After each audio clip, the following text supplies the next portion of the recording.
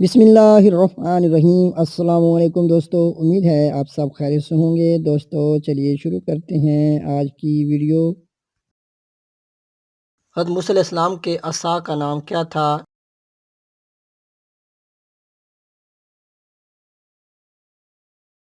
हज़रत मुक़ातिल ने इसका नाम नवाज़ ज़िक्र किया है और हज़रत इब्न अब्बास रज़ियल्लाहु तआला अन्हो ने माशा कहा है। हज़रत मूसा अलैहिस्सलाम के पास ये असा कहाँ से आया था और ये किस दरख्त का था?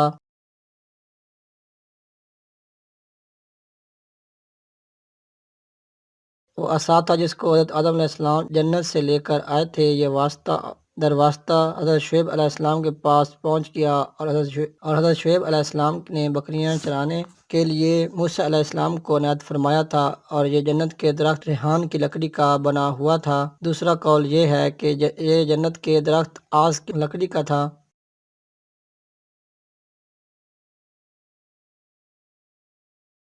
हज़रत मूसा अलैहिस्सलाम के असा की लंबाई कितनी थी?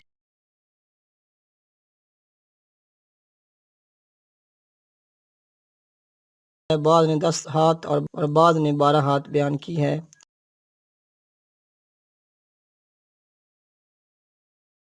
अबर किस पैगंबर का असल नाम था?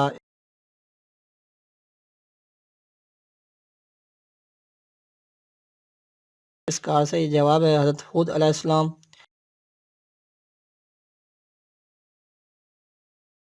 तारीख़ इस्लाम में सबसे पहले शहीद होने वाले कासिद कौन थे?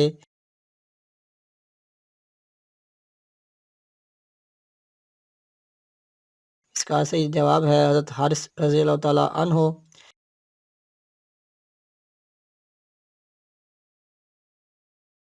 बाबुल इल्म का खिताब किसको अता किया गया?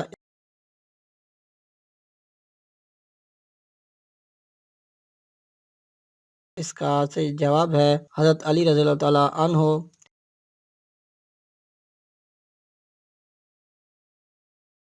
बनी इसराइल का ताल्लुक किस नबी से था?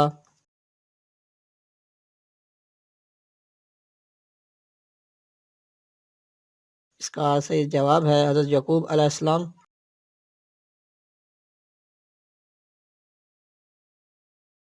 इस्बातुल कुरान किस सूरत को कहा जाता है?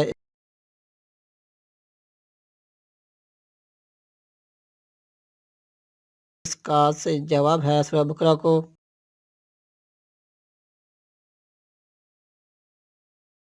बाबुल कुरान किस सूरत को कहा जाता है?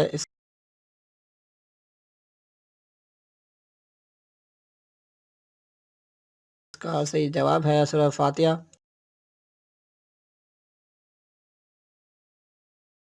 हज़रत आदम अलैहिस्सलाम किस दिन जन्नत में दाखिल हुए थे और किस दिन जन्नत से निकाले गए थे?